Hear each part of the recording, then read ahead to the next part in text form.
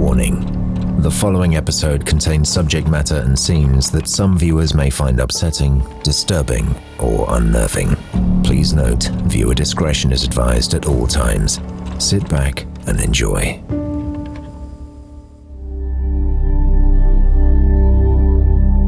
You know, it's not against law to buy a firearm. It's not against law to buy anything that they sell at a gun show. And bringing these tanks and stuff around here, I tell you what, being an American first, I'm the kind of guy that I'll stand in front of a tank. You can run over me, but I'll be back in one of the tracks. No one's going to hurt me or my family. You could have arrested me any day as I jogged up and down this road. You could have arrested me going to town or going to Walmart.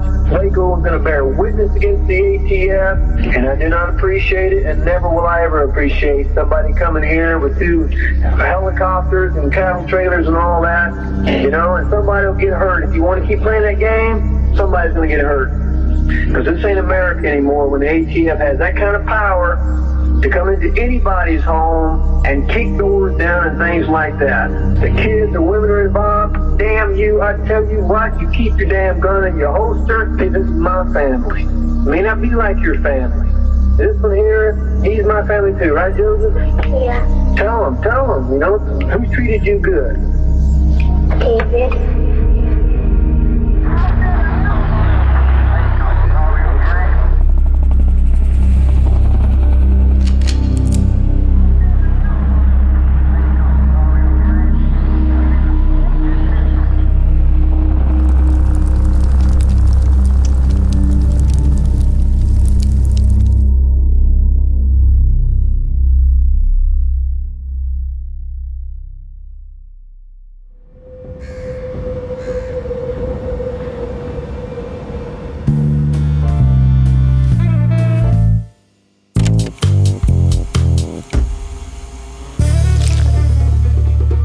Hello and welcome to I Could Murder a Podcast. We are back again and we're back in the studio. Producer Dan, how you doing and how was the honeymoon? I'm feeling very relaxed, very zen.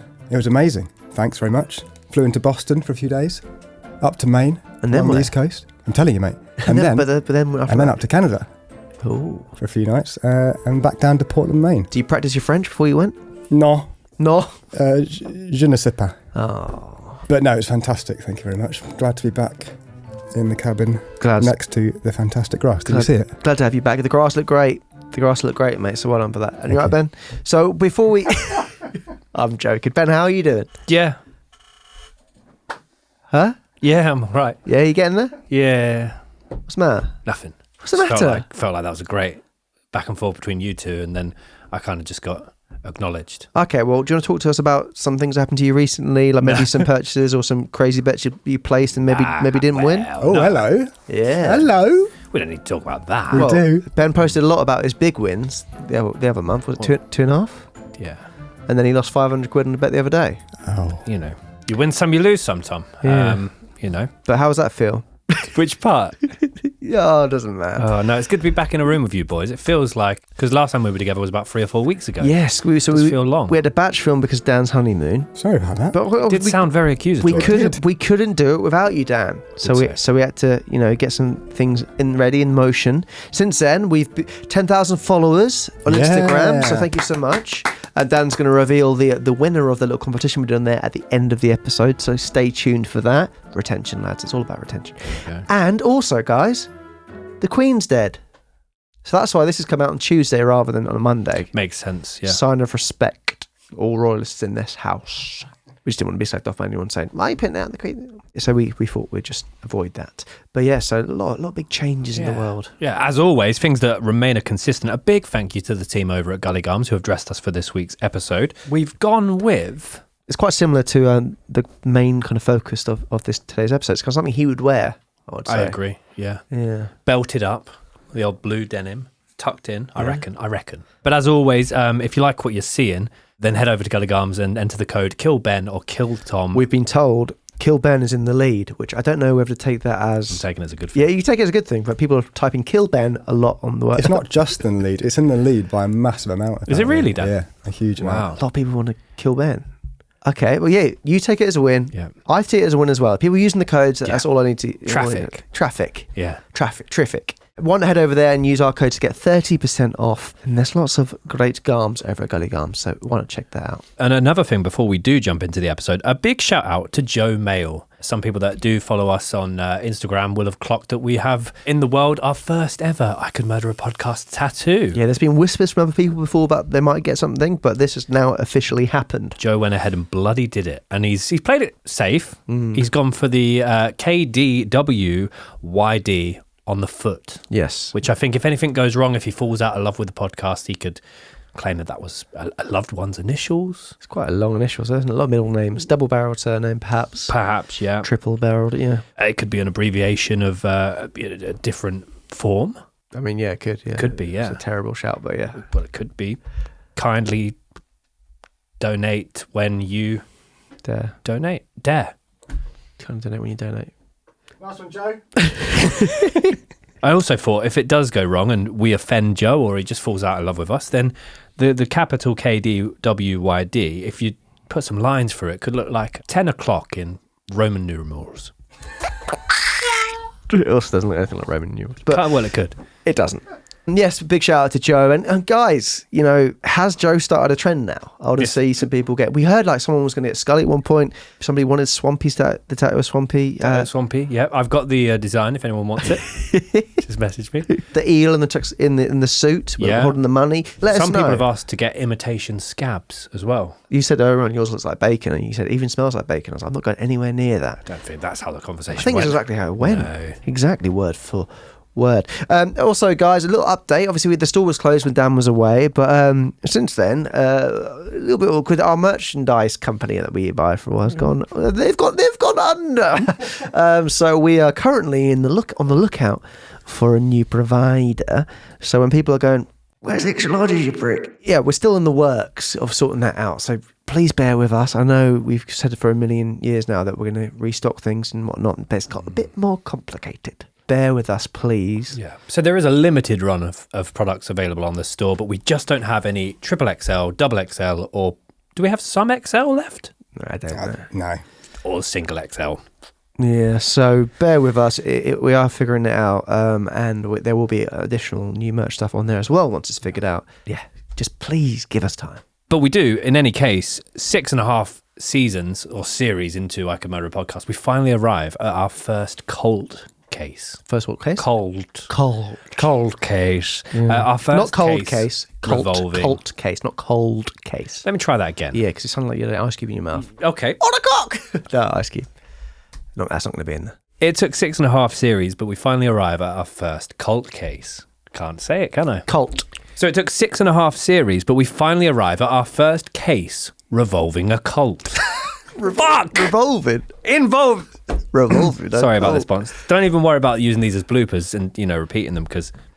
So it took 6.5 series, boys, but we finally arrive at a cult case. Yes. Although we've done a few cults on the old Patreon. We have. In the old days of old. We've covered before the Jonestown Massacre. Mm-hmm. We've also covered the kind of cultish Church of Scientology. I think you can comfortably say it. Thank you. I didn't feel comfortable. And we've also covered the Heaven's Gate mass suicide over there. So we arrive at the 51-day siege of Waco. But this one is a very interesting one. I've got a few American friends, and I assumed that this bragging.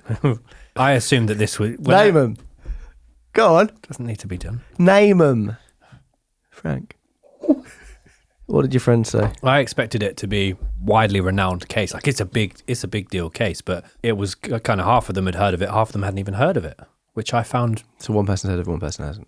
And kind of it's 2 and 2, but kind of similar, yeah. Yeah, but I think that's a big enough pool of people to get. I play in little pools.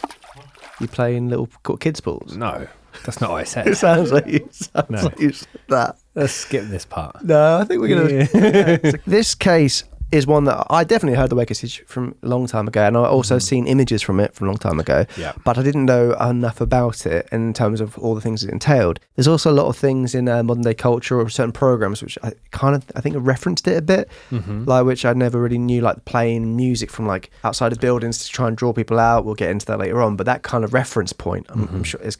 Maybe that's done multiple times in different cases, but I think this is where it really stands out, some of the tactics they use to try and get the people out from the siege. I also listened to a great podcast called The End of Days, because this case as well, there's a lot of the UK-based people that went over there. Mm-hmm. Yeah. Which, Waco in Texas, it's random to think, I don't know, it's just random to think of that many people. I think there's 30 odd people went over to Waco, Texas, following this guy. Yeah. So we're going to get into it. It is a fascinating case. Obviously, a lot goes on over 51 days. And, there's so many different angles and aspects and theories to this case, but we're going to cover all the bits that we think are essential and also the bits that we find interesting. But there's so much out there. So if you find this interesting, obviously, there's lots of things you can watch, lots of great documentaries out there. And there's lots and lots of footage of David Koresh out there as well. Definitely. And for those joining via audio devices, we also have a YouTube channel. So every episode has a video version of it. And yeah, there'll be some lots of footage, archive footage, images. It is, as Tom said, it's a massive case, but it's a really fascinating one as well. The reach that this guy had, or the hold that this guy had over people. Yeah, really interesting. Cults are interesting, right? Yeah, they're interesting, right? Is this some stand-up you're in? Yeah. Well, go on. And I just thought... Get off! I thought typically we have between 900 and 1,000 people that very wonderfully support us over on Patreon. And I just wondered if we started our own cult, because they all start quite well on paper, tax-free, come and live in a, rent-free. I'm just focusing on financials. Do you know much about cult? No, but tax-free, rent-free. Go on. People will want to be part of that, I reckon. But I just wondered if we had our own cult, the cult of icmap. Yes. What would it kind of look like? What would it feel like? Sound like? I think it would vary massively on who's the leader. Yeah, well, the three of us lead it together. That was a given, right? I don't think that's how cults. They don't have three. Some leaders. cults have three leaders. No. Yeah. You could have one person like Branch Davidian started with three leaders. That's not a cult. Branch Davidian, that's a religious group, and then the cult kind of really kicked on with the Koresh. But they had three leaders, kind of similar. But that's not what we're saying. Yeah, but three of us could be the leaders. No, maybe like two leaders and one person. Like if there's a bell tower, one person could stay up in the bell tower and just ring the bells like on the hour every Quasimodo. hour. No, I'm saying one of us could. Yeah, we could alternate it. No. Rota. You can make friend of pigeons, talk some statues. Me? No, I'm just saying one of us could do it. Well, one of us. Yeah, of course. Yeah. And the festival falls, you could come down and we'd be like, oh, welcome down. And you realise, oh, they're laughing at me. But yeah, I don't know. Does that answer your question? I don't really have too many images in my mind of our cult. What do you want us to say? Usually cults end up with the leaders twisting things so they can get sex. I'll stay in the bell tower then. Well, you've already been in kids' pool so far. Well, that's not staying in. And that was my 900,000 point. Fair enough. Glad I did that. Fucking hell. So now we're going to get into the childhood of David Koresh and his early life and see if there's any red flags or clear indicators as to how we go on to lead the life he leads, which is a very, very peculiar one at that. So Vernon Wayne Howell, who will later go on to be known as David Koresh and will refer to him as David from this point onwards, was born on the 17th of August 1959 in Houston, Texas. Interestingly, his mother, Bonnie Sue Clark, was just 14 at the time of his birth, and his father, Bobby Wayne Howell, was 19 at the time of his birth. Bobby made the decision to abandon the family shortly before David was born in order to be with another young teenage girl. As a result, David wouldn't actually end up meeting his biological father until he was 17 years old. So just after David was born, his mother took him to begin living with another man in downtown Houston. This individual was said to have been an alcoholic who was incredibly physically domineering over both Bonnie Sue and David. So downtown Houston, guys, what do we know? I'm guessing we'll know a lot more after this. Ben Carter's interesting facts. Are they? I don't know. Interesting facts. Well, it's actually said to be one of the most walkable areas of all of Houston. Why? Is it flatter? I imagine so, yeah, and just accessible. Okay. Yeah. They have a large aquarium which includes touch pools and shark tanks, as well as some great sushi spots, but they're unrelated to the aquarium. What is a touch pool, Ben? Where it's is like that the shallow pool that you were in water. earlier on? Sorry? The pool you were in earlier on? Yeah. Yeah, actually, yes. The kids' pool? No. I was in a touch pool, which sounds worse, but bear with me. So a touch pool is one of those shallow pools. They have what are those flatfish called? Oh, stingray, manta ray. Yeah. We did that in Boston. They like being touched, or is it? I don't think they do. There you go. So yeah, touch pools, shark tanks, great sushi spots. And really extremely interestingly, and I know we've argued about this before, I mean, you and Dan have almost come to blows about similar terminology, but Houston actually technically has 3 different downtowns. Interesting, isn't it? Me and Dan argued about town. Yeah, but London being referred to as town. It's downtown. Heated. It got So it kind of makes sense now, doesn't it, Tom? The downtown makes sense. go. Downtown. If I'm going, but that's not what you said there. Keep going. So Houston actually has technically 3 different downtowns. Downtown Houston, the Texas Medical Center, and the Uptown Galleria. My interesting fact of the day is Waco is where they invented Dr. Pepper.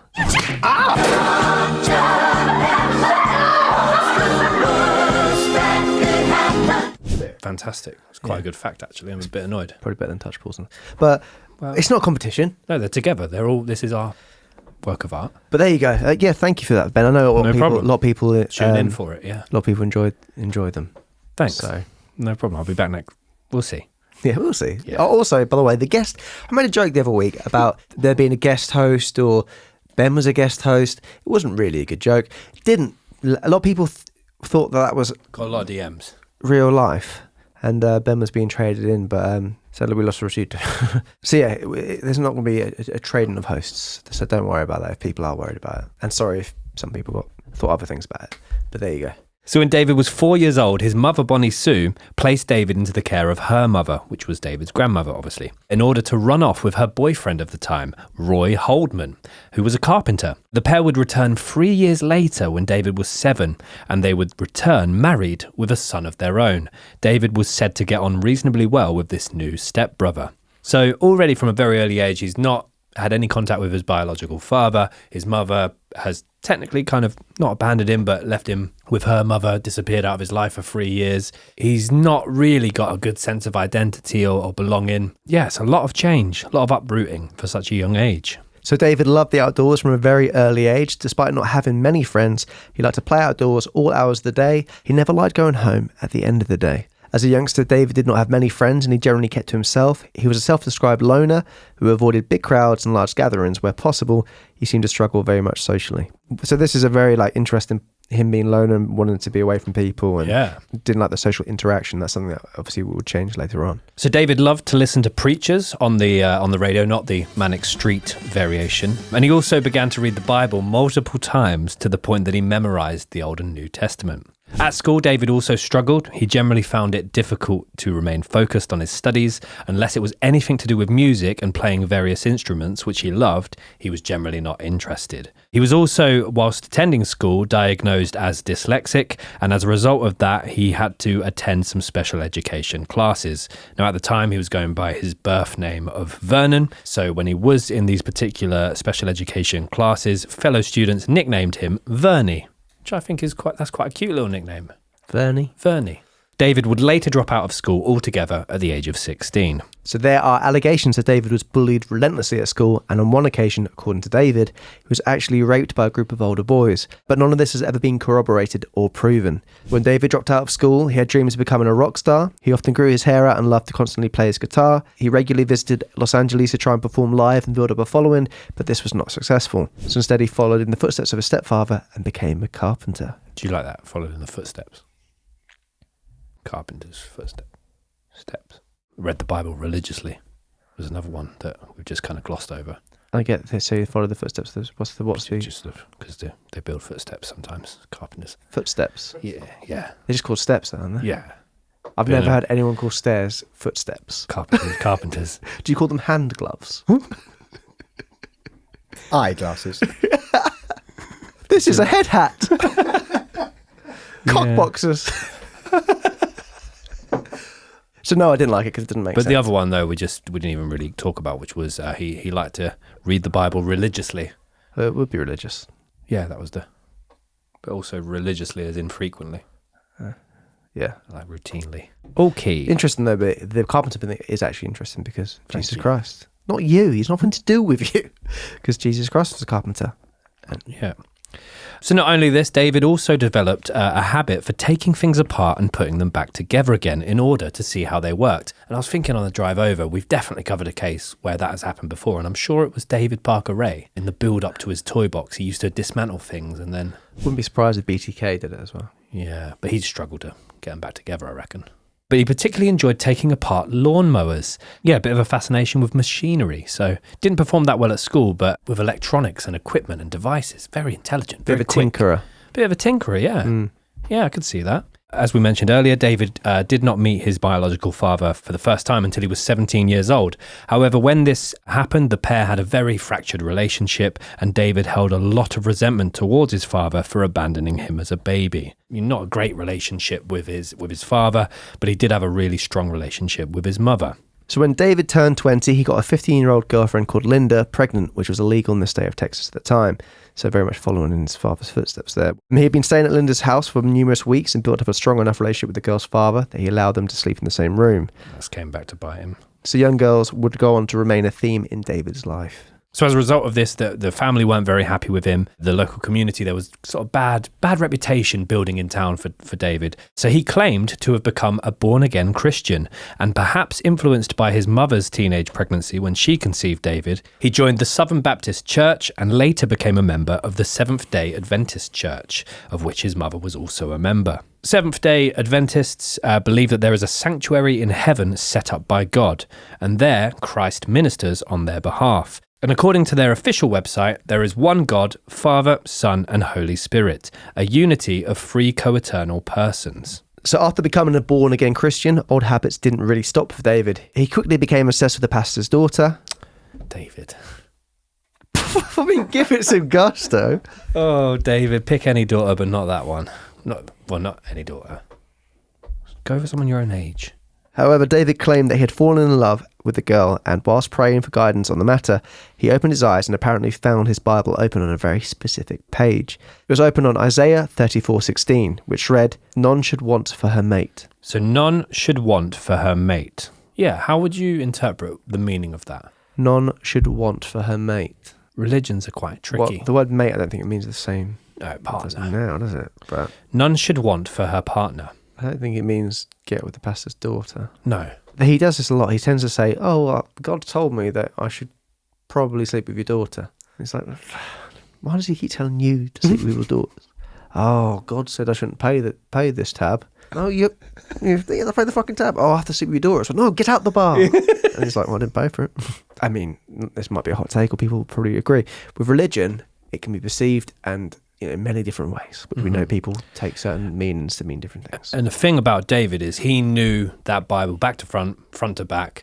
He could interpret his own version of the Bible to kind of accommodate for any situation, I suppose. And because he was widely regarded as someone that knew his scripture, he could kind of, manipulate other people into thinking that he knew better than them. Later on, yeah, definitely. But in his teenage year or early 20s, he's just sort of using it to play the field a little bit. Seems that way to me. So David was wholeheartedly convinced that this was a sign from God, and his interpretation was that he should approach the pastor and inform him that God wanted David to have his daughter as a wife. Didn't go down great with the pastor. He had a lot on at the time as well. You're strained. Fantastic. So unsurprisingly, the pastor threw David out of the church, but this did not sway him. So David continued to pursue the pastor's daughter, and as a result of his continuous efforts to seek and be with the pastor's daughter, I keep saying it, don't I? It sounds weird. As a result of his continuous efforts to be with the young lady, David was expelled from the congregation altogether. And the term I've heard is he was disfellowshipped. Disfellowshipped, yeah, that's an interesting word, isn't it? Yeah, it doesn't sound very nice. It does sound real. So whilst reading the Bible on one occasion, David claimed to have received a divine intervention from the Holy Spirit, who he claimed was a large-breasted woman. Is that actually what he's claimed? Or was, why would... I don't know, we sometimes put things in to trip each other up. So he's claimed a large-breasted woman came and spoke to him. Yeah. Okay. Have you seen Jolene? So before David was kicked out of that church, it was rumoured that he attempted to regulate the dress code of female parishioners, telling their fathers and husbands they were immodest, and he also flirted with Maggie Bockman, the much older wife of a respected member of the church. And this is a pattern that you'll see with David throughout his life as well. He's very keen on females and seemingly has no bounds for who he will and won't approach. It seems to be either really young or old. Yeah. Isn't it? There's not a middle ground. Not a lot of middle ground with Koresh. So we fast forward 2 years and David makes the decision to move to Waco, Texas. And this is where he joins the Branch Davidians. I'm guessing that word hadn't traveled to Waco about David's priors and what he'd been up to with the previous Seventh-day Adventists. So the group welcomed him with open arms. The Branch Davidians are an indirect splinter group of the Seventh-day Adventist Church, whose members believe in the imminent return of Jesus and that living prophets can interpret God's word in the Bible. So I'm sure once David kind of learned of that,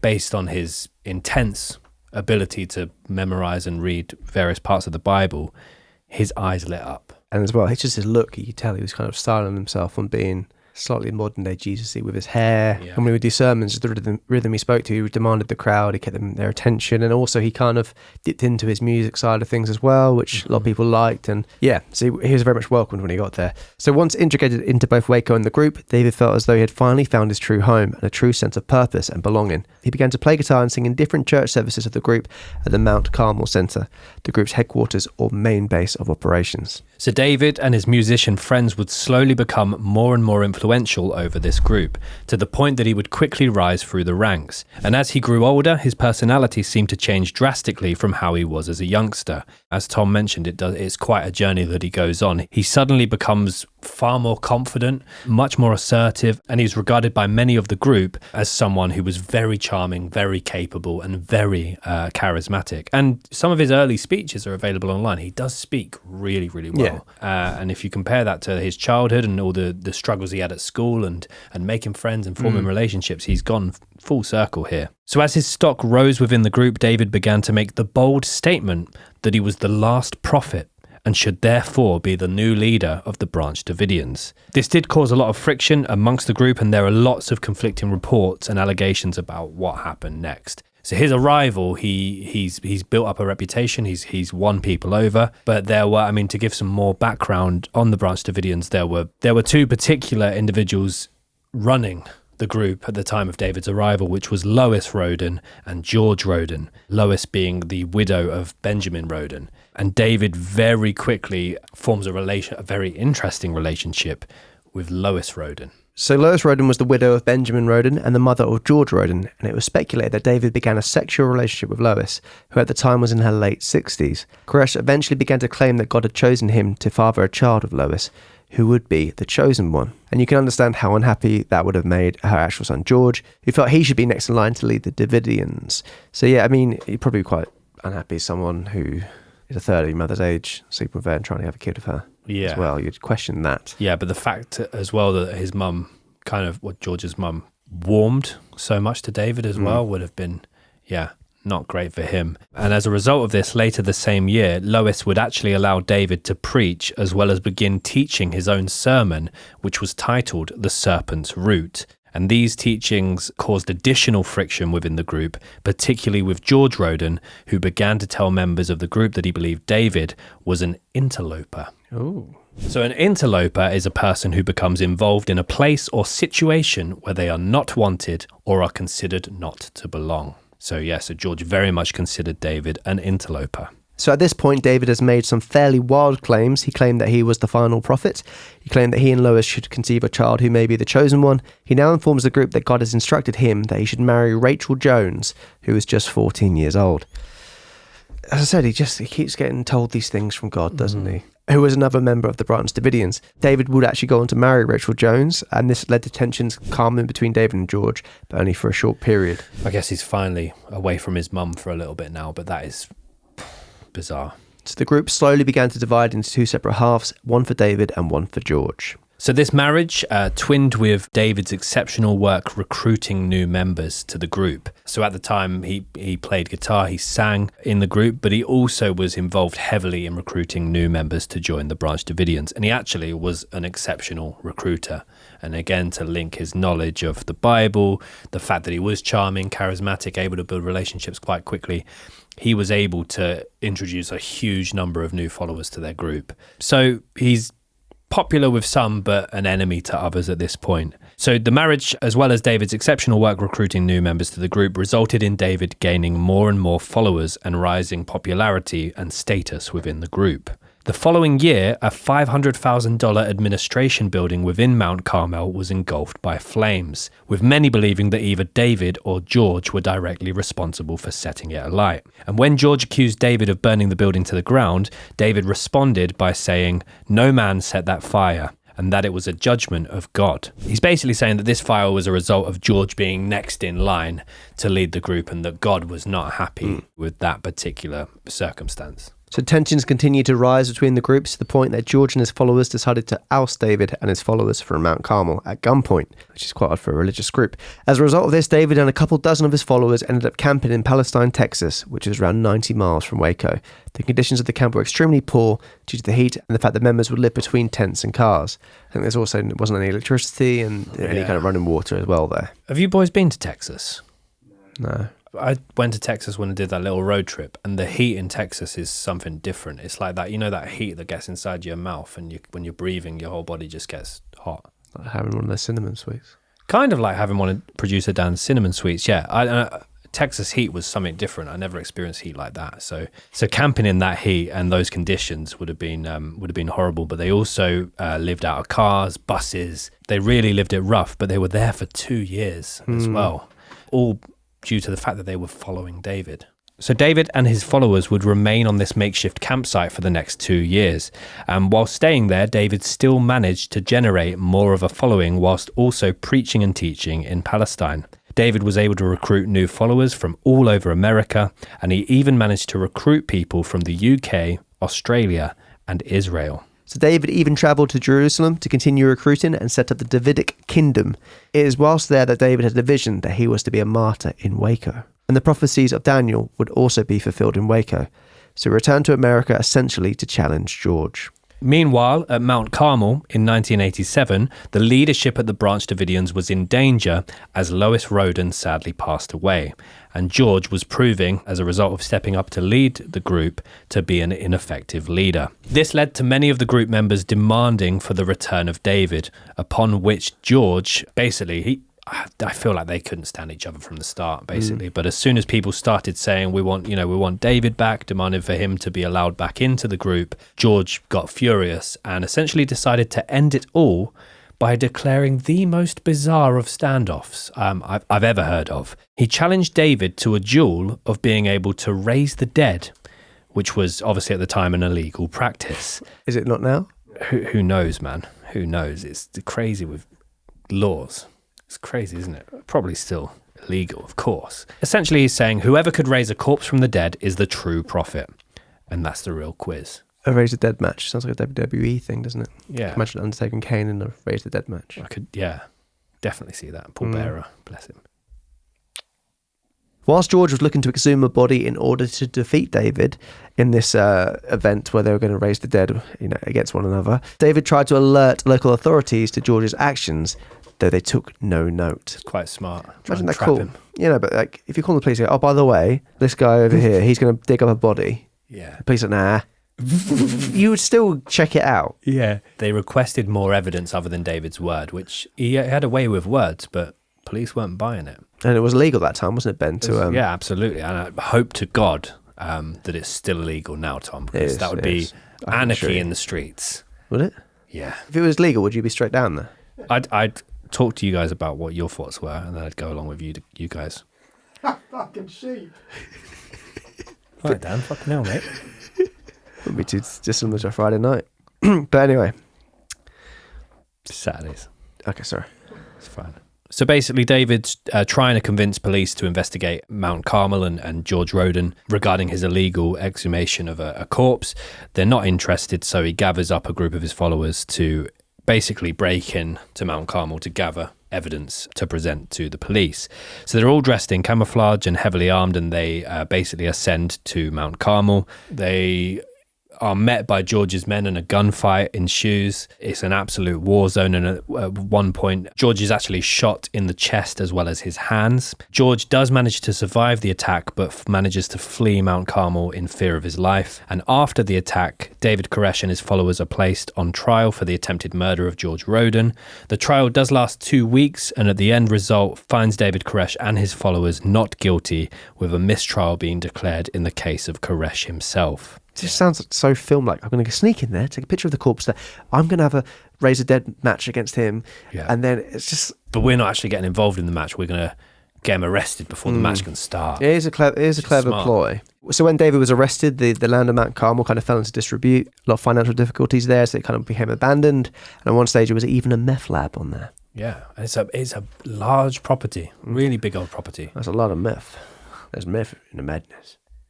So after the attack on George Roden, he goes on to be put on trial for murder himself in 1989 after killing his housemate. He is found guilty of murder by reason of insanity and is confined to a mental institution where he spends the remainder of his days. So yeah, it's not a great ending for George, thinking he was the next kind of leader of this religious group, and he ends up there. So, however, in 1998, George Roden manages to escape from the hospital. He's confined and is found to have died of a heart attack within the grounds. And in March 1988, as we mentioned with Mount Carmel kind of going in disrepute, becoming a meth lab and whatnot, Koresh actually goes back there and takes ownership of the site of Mount Carmel and starts paying back the taxes owed on the property. And the followers he gained whilst living in Palestine, Texas, also move to Mount Carmel compound, and a new group, the Branch Davidians, is born. So before we jump into the timeline for the Waco Siege, we want to say a big thank you to our friends over at Manscaped.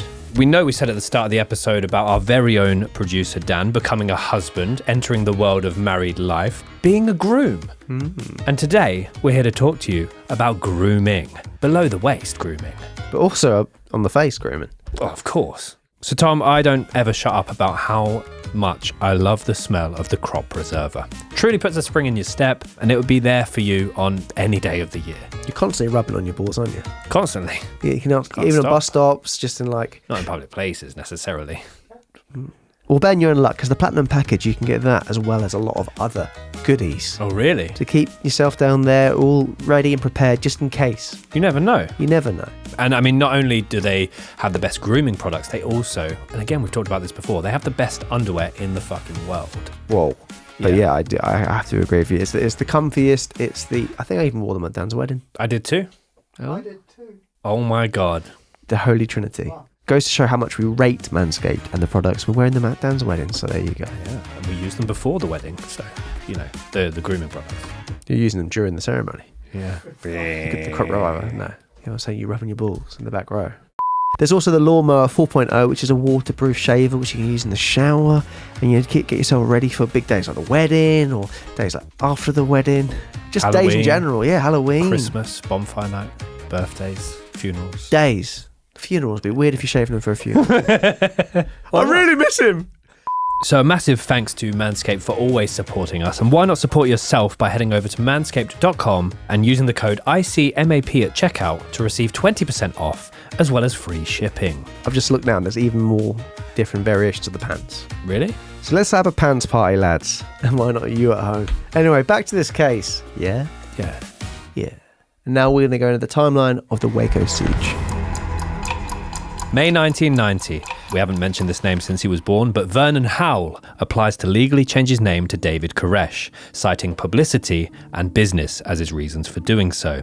His new first name, David, being derived from King David, and his new last name, Koresh, being the biblical name for Cyrus. With a new charismatic leader of the Branch Davidians came new enthusiastic followers. Koresh has gathered supporters from across the world who wholeheartedly give up their lives to join the Davidians at Mount Carmel. However, the enthusiasm and harmony quickly changes, with radical rules soon being implemented under Koresh's control. As we mentioned at the start, the ICMAP cult, all sounding and looking quite nice at the start, but then the bell tower... all our cult is you in a bell tower. We don't know anything else about it. Well then, you know, it gets bad. Oh, does it? Oh. Yeah. He began to set strict guidelines surrounding food. The adults in the group were not allowed to eat or drink any dairy products, and certain fruits and vegetables were forbidden from being eaten together too. That's odd. No omelettes. Yeah, no eggs, yeah, I guess. But the vegetable one's more... Veggie omelette. I'll probably be kicked out for that. The veggie omelette, what's that consisting of? Broccoli. Peppers. Yeah, but it says you can't eat certain vegetables together. Yeah, probably be livid with a veggie omelette. Yeah, maybe. There was also an emphasis on women not being allowed to wear makeup nor jewellery, and wearing short-sleeved tops was also banned. Women and girls became the forefront of Koresh's attention, and sex quickly became a prominent factor. He encouraged already married couples to embrace celibacy, and for the women to give themselves up to him sexually, regardless of whether they wanted to or not. Not satisfied by stealing the wives from their husbands' beds, he then went on to demand that all marriages between existing couples be dissolved. That must be quite... If you're there with your wife thinking this is the right way to go, he's the Messiah, and it's like, new idea, guys. Your marriage, no, and she's now married to me.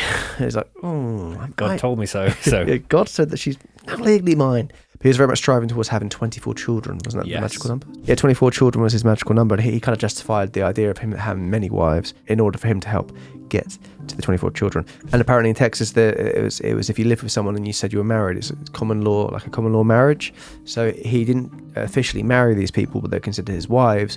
But it was kind of, it was just very, very odd and confusing. It just shows how bewitched these people were by, openly giving up their wives to him. So although this rule didn't apply to Koresh himself, of course, who was free to take as many wives as he so desired, stating this was a direct instruction from God. So most alarmingly, though, the age of consent did not seemingly exist at Mount Carmel, with many of Koresh's wives being underage, and one even being the 13-year-old sister of his legal wife, Rachel Jones. So eventually Koresh had 20 wives and numerous children by each of them, always maintaining there was nothing wrong with his actions and he was simply following God's orders. Beggar's belief, Ben, isn't it, really? It truly is, Tom. I don't like this. I don't like this one bit. Same. You sure? I'm sure. You tell me if you had a cult, you're not going to go around and go, No, I'm up in the bell tower just having a great time. With? Myself. Whisper it like that. Dong. Pardon? Goes the bell tower. Ding dong. According to the Davidians, if you were chosen by Koresh, then this was considered a privilege, and it was said that you were part of the House of David. Oh. The House of Fraser. Pretty similar. Kind of. 2 rounders and scrambled eggs.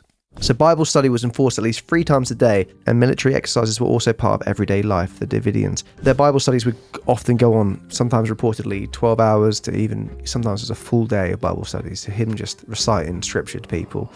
And on one of the podcasts I listened to about this case, someone who was there was asked, like, did you ever get the choice? Could you leave there, or were you just forced to watch it? It's like, we didn't want to leave there because we believed that he was a prophet. We were there. It was a privilege to be there. No one wanted to leave there. He'd also bring his music in there as well and play lots of music to people as well. So, it seemed a very intense place to be. Spellbound by Koresh. Could be one of his tracks. Koresh's preachings were often based around the theme of the end of the world, and Koresh instructed his followers to fight each other in order to train for the final battle. If he felt that the children were not training hard enough, then it is alleged that Koresh would beat them with a wooden paddle, nicknamed the Helper.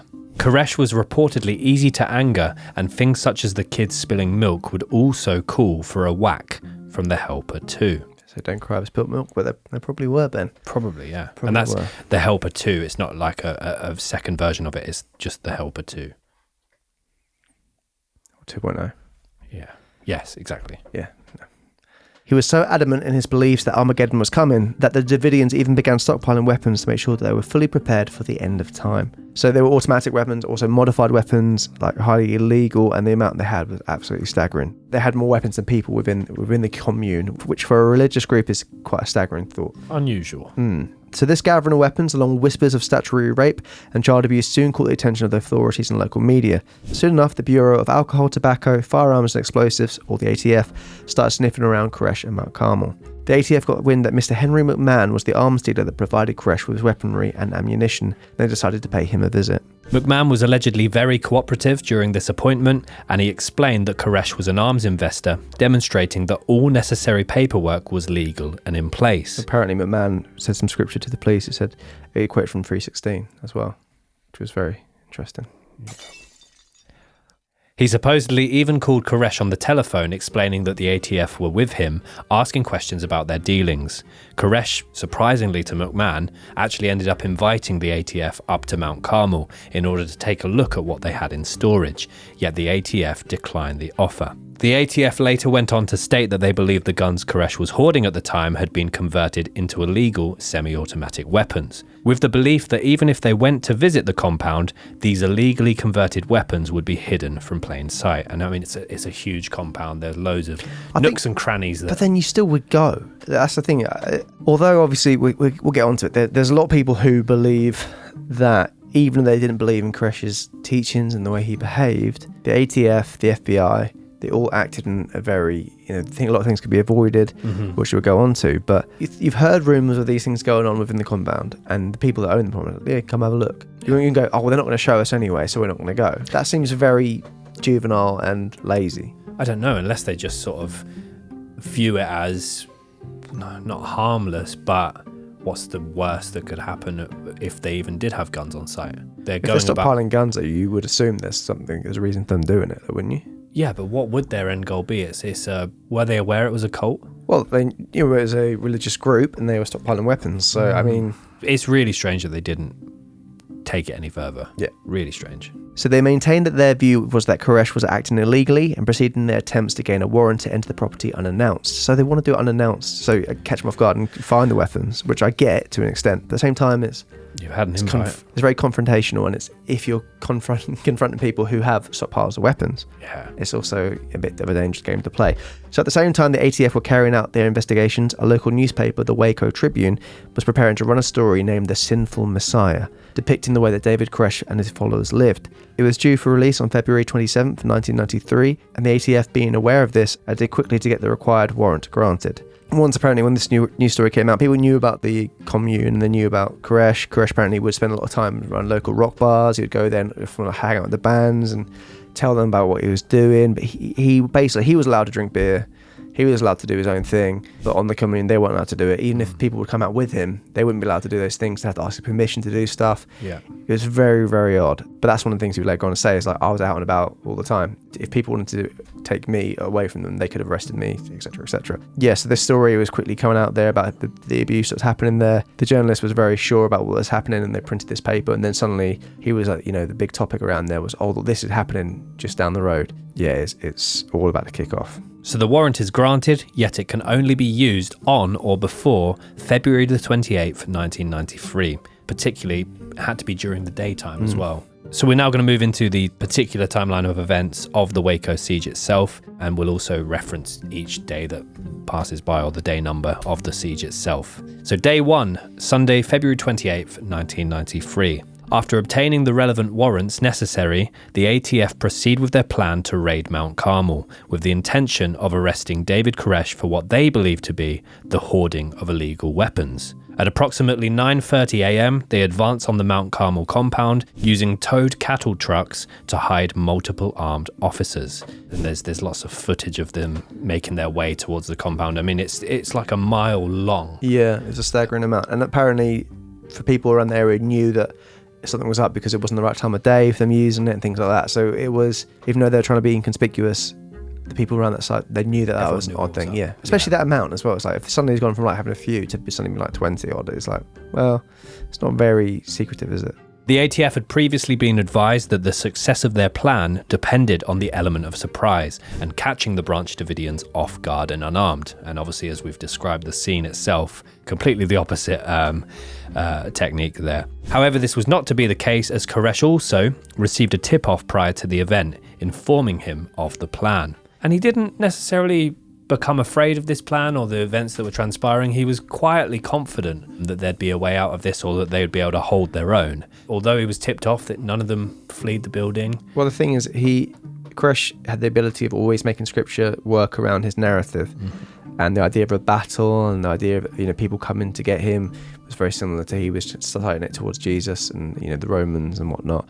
He knew there'd be a battle that's going to commence. He also mentioned there'd be a rain of fire and things like that. So he very much would say, see, this is what I warned you guys about. This was going to happen. This is why we have the weapons. Now we have to act. We have to we have to fight back. So he was able to kind of weave his words to make reinforce his message to all his followers. So look, I was telling the truth now. Now you have to believe me, kind of thing. So the interesting fact, he learned of the attack because the journalist who had gotten wind of the incident innocently asked a UPS driver for directions to Mount Carmel. Unbeknown to the journalist, the UPS employee just happened to be Koresh's brother-in-law, which could have been many people, Koresh's amount of wives, yeah.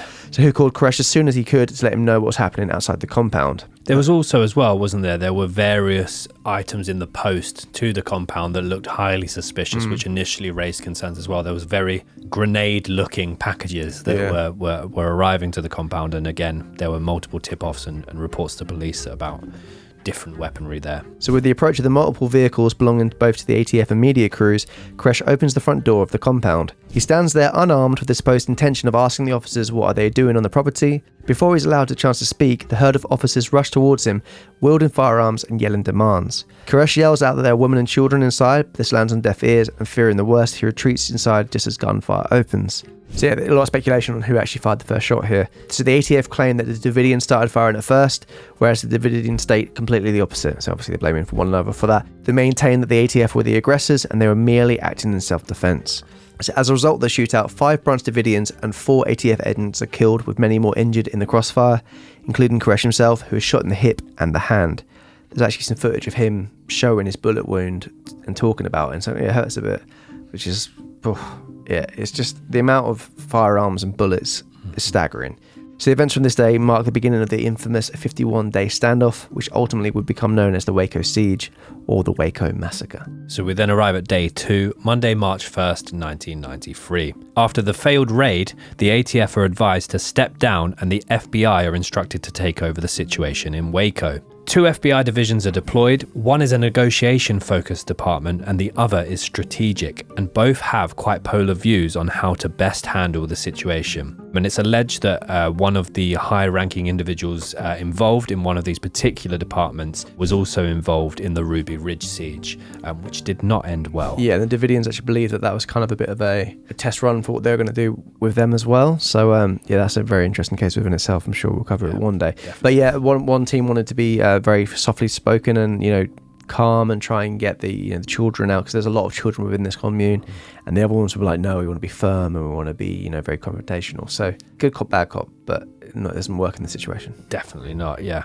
So the negotiation team, as Tom said, their tactics are focused on a softly approach, with the plan of calmly building trust with the Davidians, whereas the strategic team is simply focused on hostage retrieval, and they are not used to waiting around whilst gentle negotiations take place. They are used to acting quickly and carrying out dramatic style rescues. There's that series on Netflix called The Captive.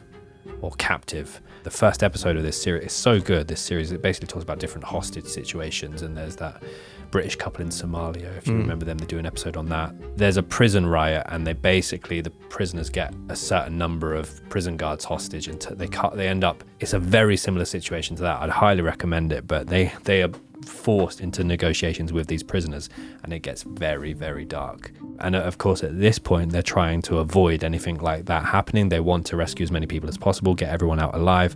But the other strategic team are simply wanting to resolve it as quickly as possible. So Jeff Jamar, who was placed in charge of the FBI squad during the Waco Siege, allowed both divisions to proceed with their own plans, which resulted in a lot of crossed wires and miscommunication. Initially, it appears as though the negotiation team are getting through to Koresh and his followers, as on the 1st of March, 10 children are released from the compound. How could that Jeff Jamar sign off on 2 completely different techniques? Yeah, it's a mess, isn't it? It really is. So day 3, Tuesday, March 2nd, 1993, the trust between the FBI negotiation team and Koresh is building, and Koresh agrees to surrender if one of his taped religious statements is broadcast on radio and television. So the FBI agrees, and the tape is transmitted via the Christian Broadcasting Network.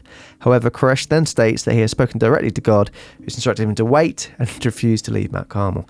So a bit of a... Yeah, you can imagine the frustrations of the tactical teams. And God also said, you should send me some pizzas. Just keep it down out there as well. God said, by the way, the FBI, all your wives.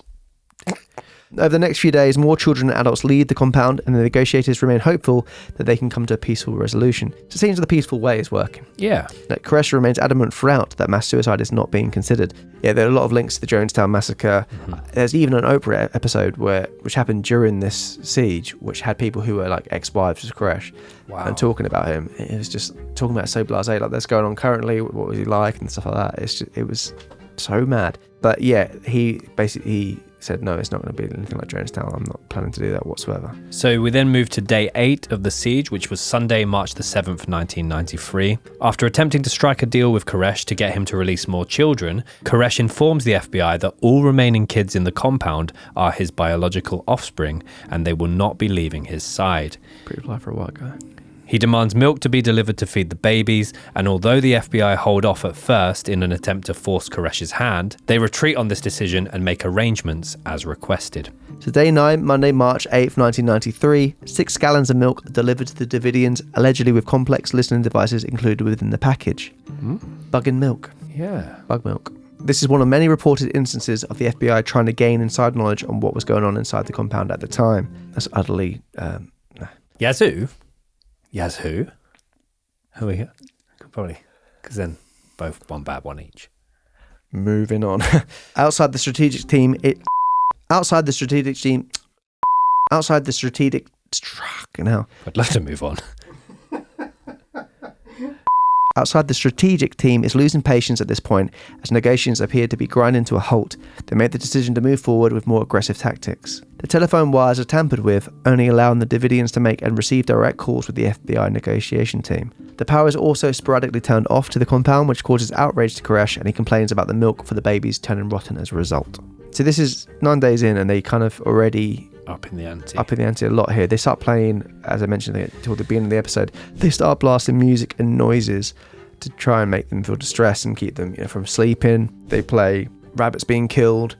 They blast Boots Are Made for Walking, which is an interesting song to play. Yeah. I don't know why that song in particular. Tibetan monks chanting, and throughout all the night they're just blasting this music, and people, I know it was reported people around the local area was also just being like, it felt like talking to them as well, but they were blasting this. They were also blasting lights into the compound as well, trying to keep people from sleeping.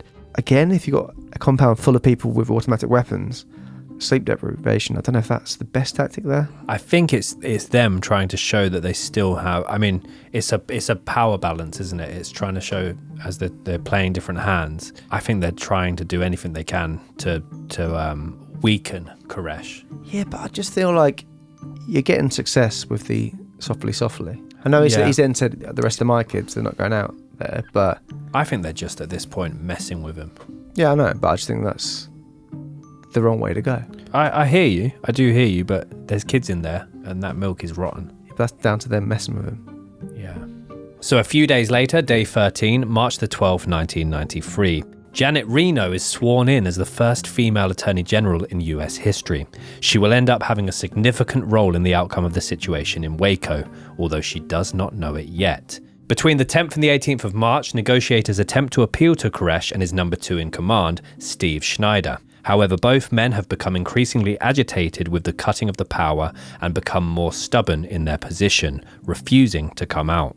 On the 18th of March, the FBI attempts to send a message to all inside the Mount Carmel facility by announcing over loudspeaker that those who come out will be treated fairly. Over the coming days, more adults trickle out of the compound. Koresh always maintains that nobody is being held against their will, and those that remain choose to do so off their own accord. He also reinforces the message, "I told you," that my God says to wait, much to the frustration of the FBI.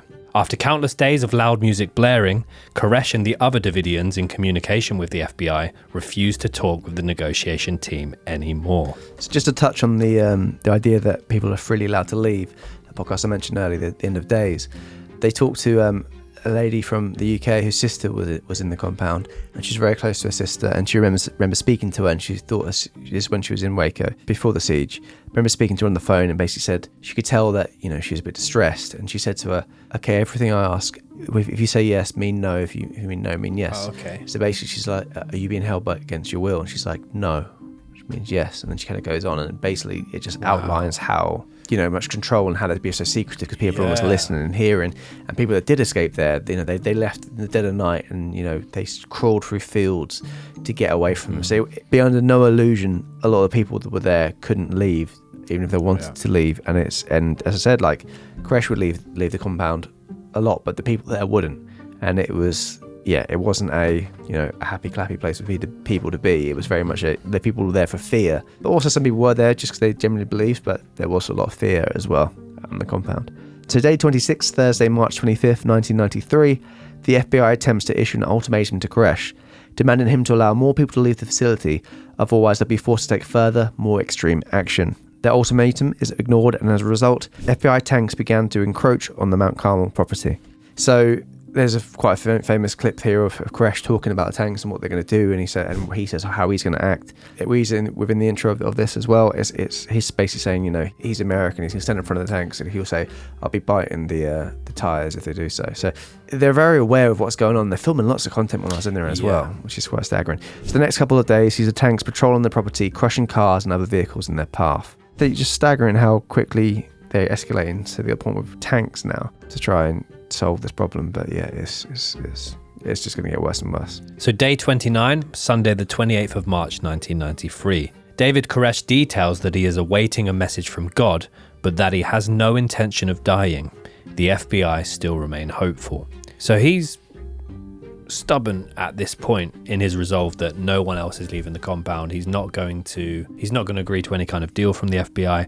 At the same time, the FBI have conflicting teams suggesting different strategies. It's just a mess, isn't it? It really is. I mean, and we'll get into it afterwards. There was certain moments where Koresh kind of was slightly leaning towards perhaps people being allowed to go and stuff like that as well, but the FBI just didn't really act upon it. Yeah, it's such a conflict, like communication essentially on this was just terrible. So early April of 1993, the beginning of April brings the religious events of Passover and Easter. The Davidians maintain their stance within the compound, refusing to come out. David Koresh writes 2 letters during this time, of which an analysis is made by the FBI, who state that it is likely that Koresh has no intention of voluntarily leaving, and they could well be dealing with someone turning psychotic. That's probably what you get for not having any sleep.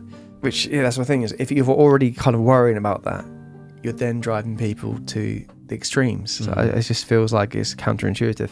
So day 44, Easter Monday, April 12th, 1993. The FBI have been working on a plan to use tear gas to force the Davidians out of Mount Carmel. This plan is presented to US Attorney General Janet Reno. She is hesitant at first, but is soon won over when allegations of sexual and physical assault against the Davidian children are mentioned. So day 45 through to day 47. Koresh decides to pick up the phone once again to the FBI and rambles onto them for hours, preaching what the FBI describes as Bible babbling. Koresh also claims to have spoken directly with God, who has encouraged him to write his own version of the 7 Seals manuscript. He promises that upon completion of his version of the text, he will vacate the property. High-up government officials meet to discuss the tear gas plan when it is brought to light that the Davidians allegedly have up to a year's worth of supplies. The hope that the negotiation team initially held begins to dwindle, with thoughts that the Davidians will not surrender through negotiation tactics alone. Day 49, Koresh reports that he is close to finishing his writings of the 7 Seals, but he is unaware of the mounting pressure on the outside. Again, if they've given you the inclination that once I finish writing this, it's done. I know they're believing that certain abuses happen. But also he's changed his mind a couple times after talking to God. Well, God said I need to do another chapter. There's 8 seals.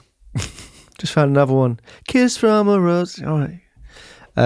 So day 50. So Janet Reno gives the authority to go ahead with the tear gas strategy, and the plan is signed off by US President at the time, Bill Clinton. I did not have sexual relations. God told me to do it. Am I right, Koresh? So questions surrounding the remaining children's safety are allegedly raised, but Reno and Clinton are advised that the gas to be used will not impose harm. How will it not impose harm? So it only affects adults. So we then arrive at the final day, the 51st day of the siege, Tuesday, April 19th, 1993.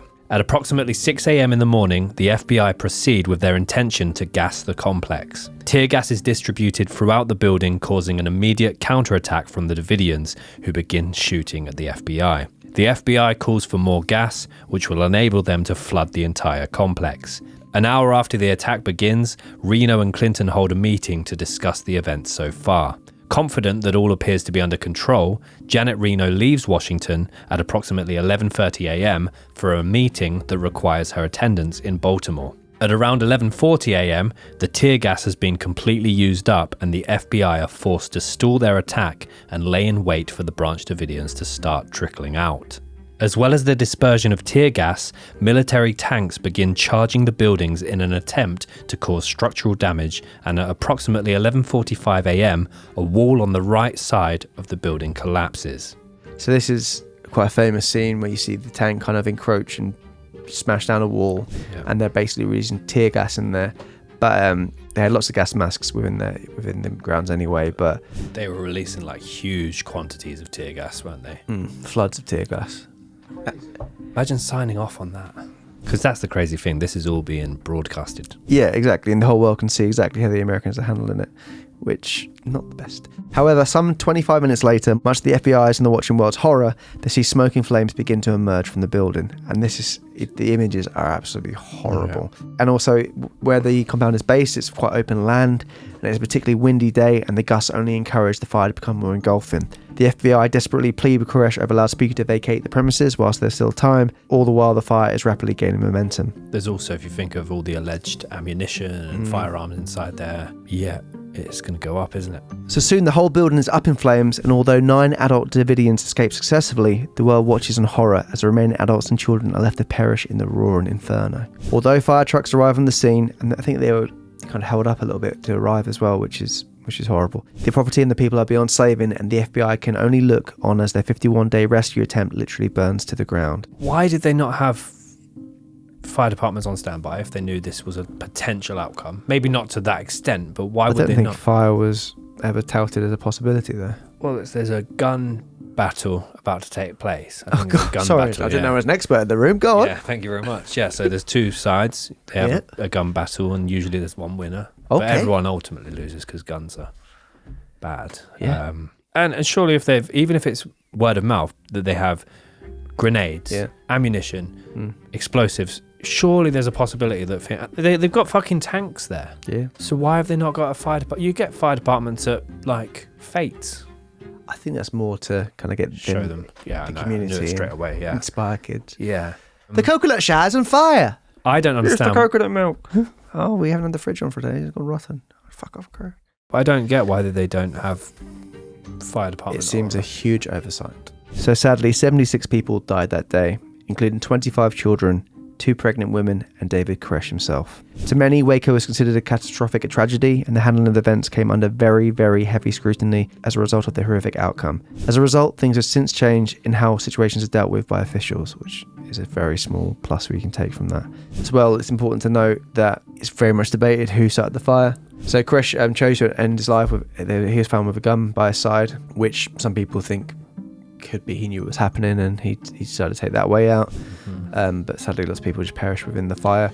As I said earlier on, he kind of moulded the scriptures around what was happening and the idea of ending in fire, and that was all part of his kind of teachings. There are a lot of similarities with the Jonestown massacre, just in how he also took his own life at the end. He also manipulated scripture to suit his narrative.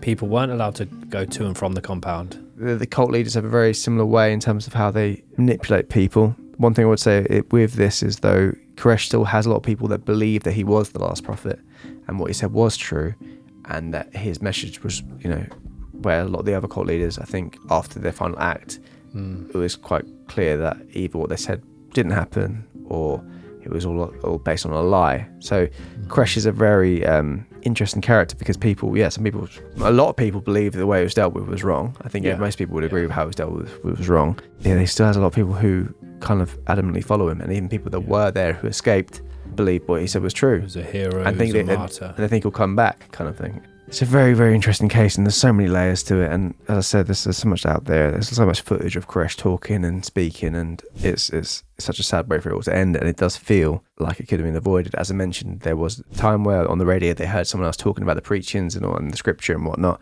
and they basically asked for a direct link to this guy. And basically, Koresh's second-hand man thought that if he could speak to him directly on the phone, he might be able to let small people out. People might believe, or even Koresh himself might decide that it was time.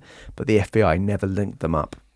Just decided we're not going to do it, which again, it's like, why wouldn't you try anything you possibly can for it to end in a peaceful way? Yeah, I don't understand the signing off of 2 separate tactical teams or divisions going off and doing completely the opposite as one another. I don't see the way that could ever work out well. No. So there you go. It's absolutely tragic how it ended. But we're going to talk about a little bit of the aftermath now. There are quite a lot of conspiracy theories. People have very different beliefs in terms of who shot the first shot, why the building was ignited. So we're going to go through some of that now. So much of what happened on that final and fatal day in Waco will remain a mystery. However, here we are going to highlight some of the major conflicts and conspiracy theories brought about by survivor stories and official government reports. So firstly, it is alleged that 3 separate fires started in different areas of the compound, and there is still a lot of speculation to this day surrounding who was responsible for and how the fires were initially started.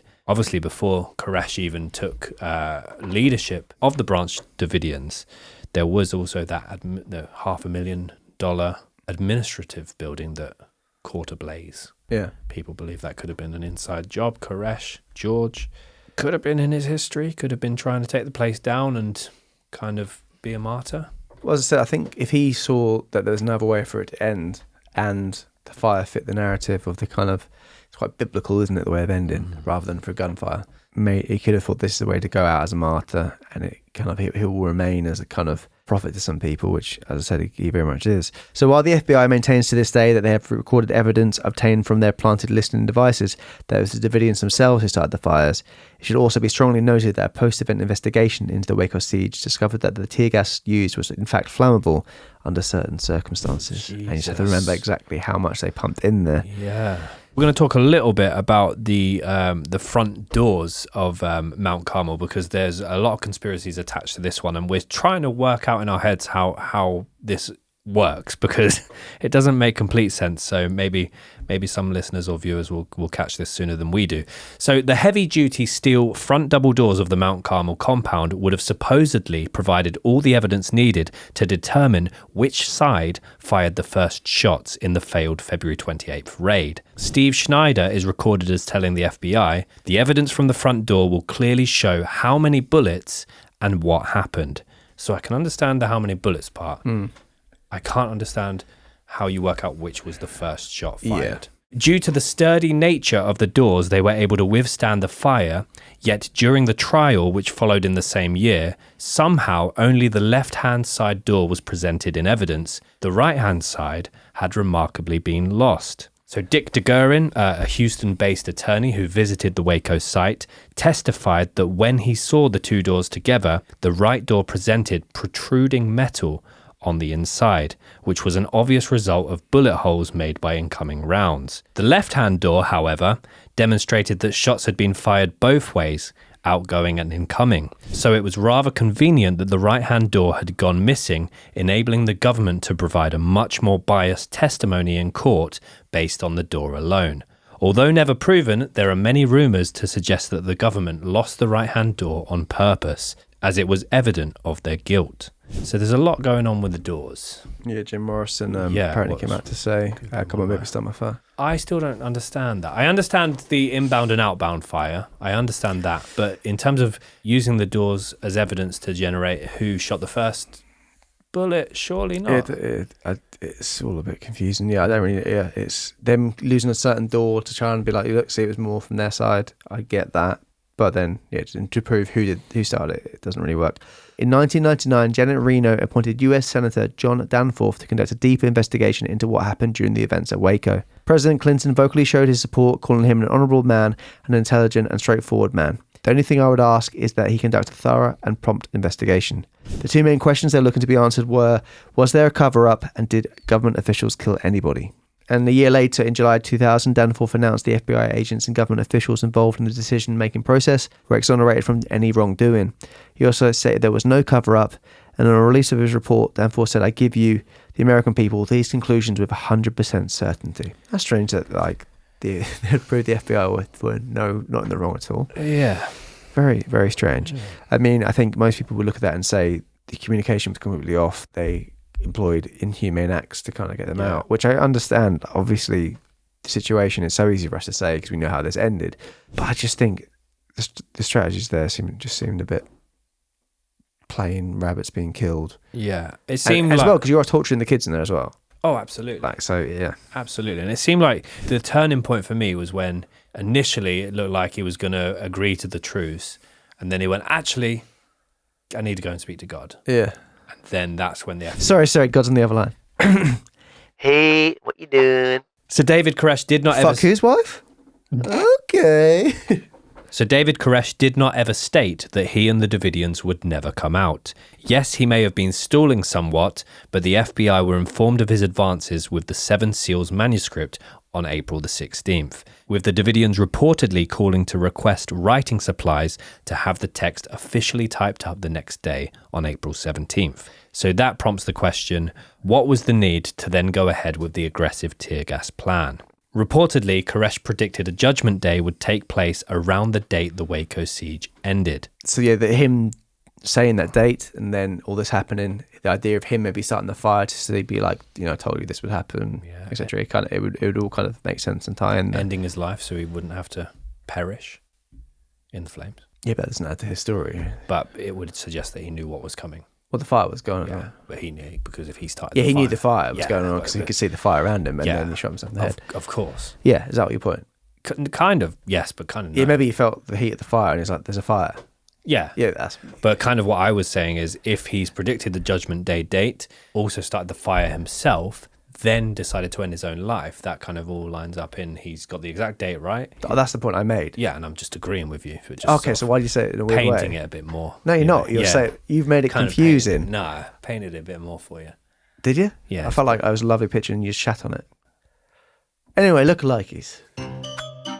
What does it look like? That looks a bit like that. So it looks a bit like this.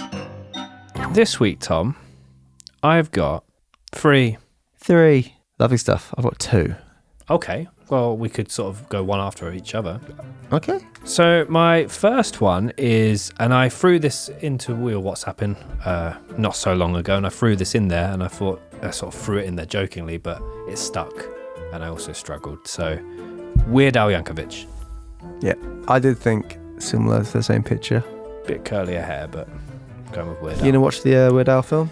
It looks interesting. Daniel Radcliffe was a surprising cast. I agree with that. But might check it out. This is someone I've actually already said before for lookalike. Okay. But I'm going for a character he's played. So I'm going for Jared from Eagle vs. Shark, Jermaine Clement. Yeah, that's pretty good. So a slightly more niche photo of David Koresh in his younger years. I've gone for a young Dwight Schrute. Yeah, it's not bad. If you put... Or a young Rainn Wilson. No, it's just Dwight's glasses, isn't it? Yeah. I know. Said Dwight. Yeah, I just can't see the picture clearly at all, that's all. Oh, that's cool. Thanks, Dan. My last one is a picture of David Koresh if you imagine him a bit older. And it's Chaz Hodges from Chaz and Dave. Yeah. It's just the curly hair glasses, really. But yeah, no, they've got the same kind of mouth going on. Jeff Lynne, I was thinking as well of ELO. But it's not bad. And then finally, as I mentioned, my dad said Jim Morrison. And I found a couple of good photos there that line up all right. And that is the case of the 51-day siege of Waco. Very, very big case. Obviously, 51 days of the siege and then all the other ongoings as well. It's very fascinating doing the research for this case. And yeah, there's so much out there. Dramatized series as well called Waco, which we recommend as well. But yes, that's kind of, we scratched the surface there on it. And yeah, as I said, people still kind of look at Koresh as a martyr and they believe that he'll come back again. So yeah, it's a very, very fascinating case. Yeah, and it's the first case of a cult that we've covered on the main channel. So if there are any other cult cases you'd like to see or hear, then please let us know in the comment section, or just drop us any kind of communication on the social media. Yeah, or if you want to let us know any rules you'd like to be implemented in the ICMAP cult. Yeah. Let us know. Because we're really at the early formation. All we've got so far is Bell Tower and you're up there. Yeah. That's what we've got. Festival of Fools happens once a year. Well, we didn't agree on that. Oh, yeah. Did we? I think we did. I don't know. I was in the tower, maybe. Yeah. And you hear the music, you're like, oh, I'll get into some of that. Go dancing down. A little jig. Yeah. Okay. I'm tied up. People throwing tomatoes. Tied up. Like, you seen Hunchback of Notre Dame? I have. Okay, yeah. Anyway, so let us know any more ideas for our cult. Yeah. If you just can't get enough of ICMAP, we have got a Patreon page where there's, at the time of recording, over 80 exclusive episodes on there. We do requests on there as well. We've got a load of interesting cases coming up. We've also got all the social medias, pretty much all of them. Facebook, Twitter, Instagram, TikTok. Just search @CouldMurderAPod or on TikTok @ICouldMurderAPod. And on Facebook, just type the name of the podcast. It'll pop up. It will pop up. You'll hear Aurora going, what's that? And there's the vibe from the page. And you're like, that is a place I want to be. They know how to operate the cult, I reckon, Facebook. They'll be the ones throwing the tomatoes at the Festival of Fools. Yeah. Probably. I don't know. The store is open again. It is open. It is open, but it's not full of stock. But there is stock there. What have we got in stock? We've got mugs, we've got hats, we've got tote bags, we've got posters, stickers, sticker packs, badges, and T-shirts in small, medium, and large. Yeah, if you go on the website, they're all there. Have a browse. Yeah, have a browse. And we are working on it. We are working on it to get, a new supplier and new merch and whatnot. So sorry about the wait and delay, but it will be there. And if you're not already, we have got the audience vote case coming up. So we will be deciding that via a post on Instagram. It will be at the time that this goes up, within a week or so of the time of recording. So if it's still September, please follow us on Instagram. Please. Commit to the voice. Please. So start thinking about what case you'd like to see us cover. And the vote will start and you guys get to pick. There's another big case coming next week and we can't wait to be back with that one. And I think, really, that's everything. I think, Ben, at the end of the day, when all is said and done, that is all there is to be said. And done. So anyway, like we always say... Nope. We've got one more thing to do, Tom. Think about it. Oh, fucking hell. There we go. Oh, yes, guys. So sorry. Thank you, producer Dan. Oh, I nearly forgot this. We did at the beginning. Obviously, the 10K followers. There was a special giveaway, special prize. And Dan was being put in charge of picking the quote. Could we ask you guys, what quote from the podcast do you particularly enjoy? And then we'll pick from the quote who wins the prize. I could have said that a lot easier, but I didn't. So producer Dan has been given the task of picking it. We don't know what it is. We don't, yeah. So... And I love the quotes, by the way. I loved all the niche quotes you guys picked. It was really fun to read, wasn't it? Yeah, a lot of popular ones, such as Beefender was quite popular. Yeah, Sandy's died a few times. Sandy's died. Poo Sticks was quite popular then. Yeah. Also, I saw a few comments about Flight Simulator. Yeah, there were. Yeah. So that should be... That's good. Personal favourite for me... It's gonna be a good No, one. 2 comments here. So it's not the winner. But these runners up. Yes, these are runners up. Okay, yeah. Right, sorry, didn't know. But it was a personal favourite for me. Okay. The Debt, crippling. That's good. Like the canoe, man. Loved it. But for me, the winner was from Callum 0809, and he didn't actually put the comment, but he said season 6, episode 1, at 40 minutes 58 seconds is the best quote. Peeping Tom, raping Ben. Callum. Oh, it's like that. Callum's done it for me. Wanking in your mum's knickers as well. Yes. I thought that got cut. I didn't realise we have said some shit in this podcast. Yeah. Yep. Dead baby under the bed. Throw it in the bin. Yeah, lots of... we have said some things. We really have. Yeah. Well, congrats to Callum. Drop us a message with your details and we'll get something very, very special sent out to you pronto. Oh, yes, indeed. Yes, indeed. But anyway, guys, like we always say... We say this all the time. Keep doing what you're doing. Well... Fascinated, so we're going to pick. Need boots You need to have a fucking more sensible age radius. We need to make that slightly more sensible. I don't okay, talk about that serious nonsense stuff. Unless it saying you spend time in kids' pools? Yes. Yeah, that was a mistake. I didn't think it would stay in the episode, but playing it has. Playing with your dong in the bell tower? Ding. I prefer ding. You said dong? No, I said ding. Unless it's agreeing to be in a cult, agreeing to be one of the 3 leaders, and then you end up in the bell tower with your pants down. Okay. All right. We're going to end because now we're going to end it there. They tied me up. No, we didn't tie you up. You did. You said. Hey, guys, look at this. Anyway. See you later. All the best. 2-bit.